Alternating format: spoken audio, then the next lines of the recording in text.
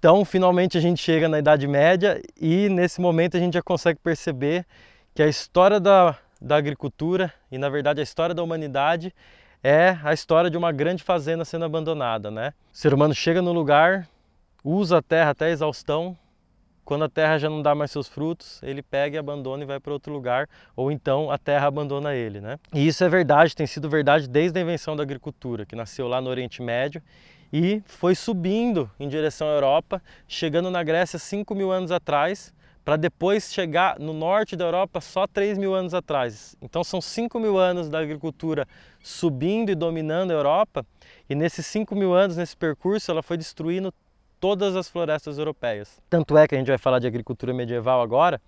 Nesse período, na Idade Média, os solos europeus já estavam praticamente exauridos. E a agricultura medieval foi uma estratégia para se cultivar solos degradados. Cada camponês geralmente cultivava próximo da sua casa uma horta onde eles produziam os vegetais, as verduras e os legumes. Mas as culturas de base eram produzidas coletivamente nas terras comunais. Então a família produzia os vegetais próximo de casa nas hortas e a vila produzia todo mundo junto, o trigo, o centeio, a cevada, a aveia. Eles iam lá, plantavam todo mundo junto, geria aquilo todo mundo coletivamente. E depois que eles colhiam esses cereais, eles ainda abriam as terras comunais para que cada agricultor pudesse colocar ali sua vaquinha, para que as vacas pudessem pastejar naqueles restos culturais que são impróprios para o ser humano, porque o ser humano não come palha, né, de aveia que fica ali no solo.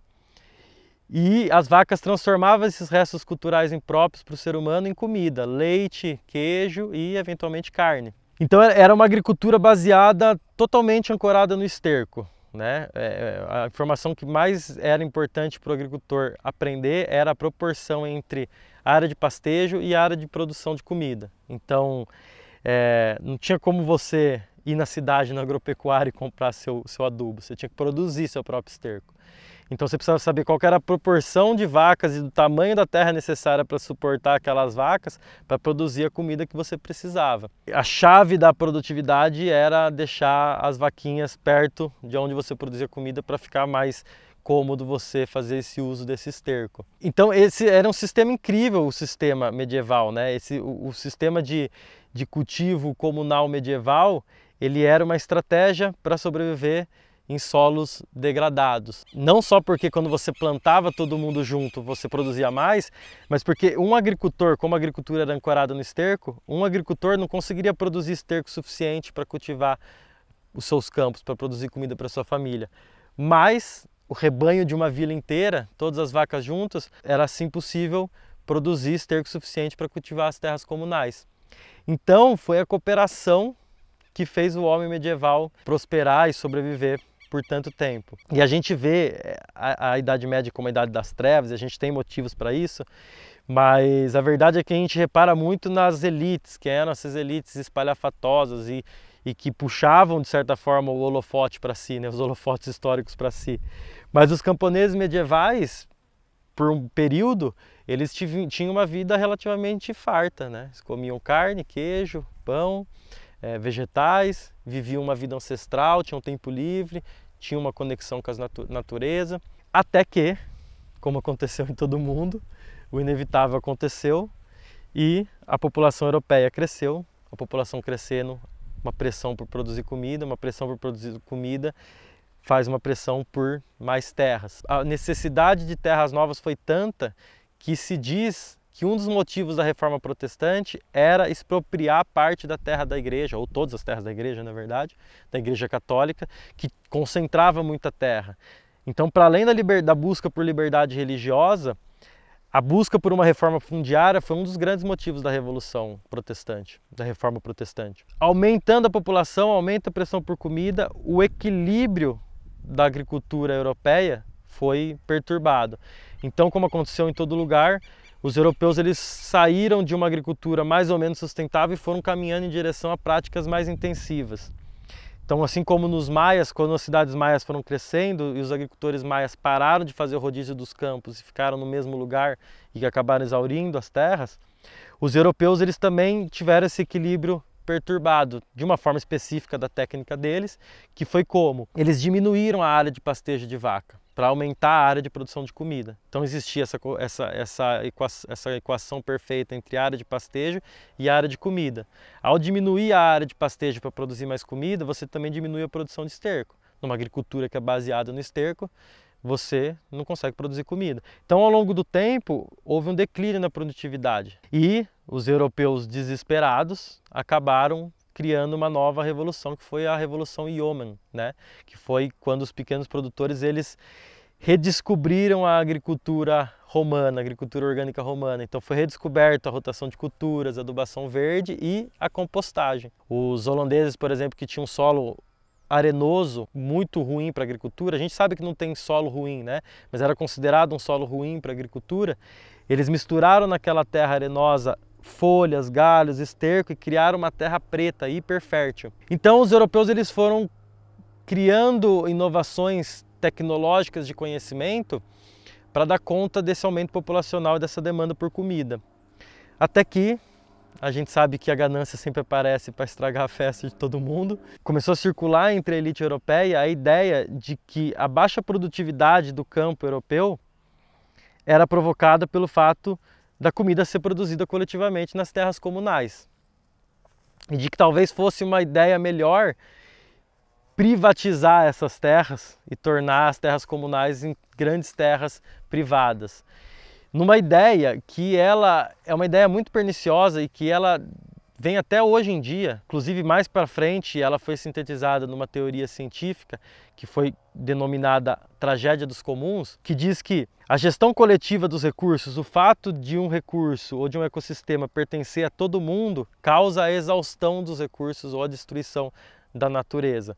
Isso porque, segundo essa teoria, quando o recurso pertence a todos, o oportunismo ele se sobressai e indivíduos que querem maximizar o seu ganho pessoal acabam se aproveitando e exaurindo aquele recurso, aquele ecossistema, seja um pasto, seja um rio, seja um mar. Eu tenho certeza que você ou já pensou assim, já teve essa ideia na cabeça, ou ainda pensa dessa forma, né? Porque realmente essa ideia ela é muito prevalente.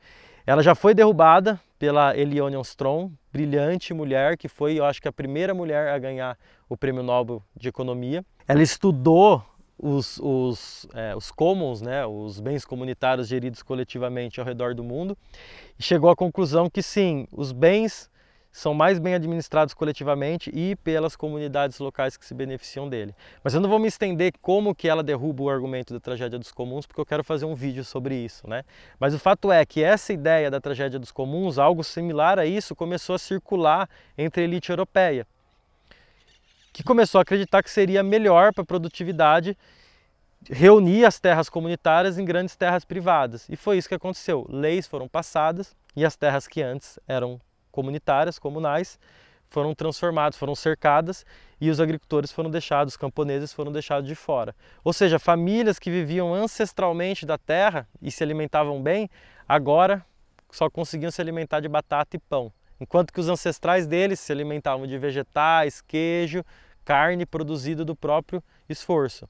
Então, as terras comunais elas foram reorganizadas em grandes propriedades que enriqueceram pouquíssima pessoa e criaram um exército de camponeses miseráveis, que então tiveram que se deslocar do campo em direção à cidade, se transformando numa nova classe social de camponeses urbanos sem terra, procurando emprego na cidade, ao mesmo tempo que esse emprego era necessário na Revolução Industrial. Ou seja, as fábricas estavam precisando de mão de obra. Na maior sacanagem histórica que a gente já viu, num fenômeno que reverbera até hoje na nossa sociedade, né? Então, depois desse movimento do cercamento das terras, que transformou as terras que eram ancestralmente cultivadas e geridas coletivamente em terras privadas de poucas pessoas, provocou uma enorme fome na Europa. No século XVIII e no século XIX, os europeus eles viviam com pouquíssimas calorias por dia, numa verdadeira tragédia humanitária. O negócio era tão feio que circulava pela Europa o boato de que a Europa estava superlotada e de que tinha que ser feito alguma coisa com relação a isso. E foi feito, né? As grandes navegações, o colonialismo. Então, de certa forma, a fome real, ajudou os europeus a colocar os seus barcos no mar em direção ao Novo Mundo, né? A colonização do mundo, ela foi uma tentativa europeia de solucionar o problema da fome, fazendo o quê? Produzindo comida barata nas colônias e importando comida barata das colônias e exportando seres humanos. Eles efetivamente exportaram 50 milhões de pessoas na grande onda de migração de 1820 a 1930. Além dos bens de luxos que eles importavam das colônias, eles importavam comida barata e exportavam seres humanos. Então, usando esses recursos que eles traziam das colônias para construir as economias industriais que estavam começando na Europa.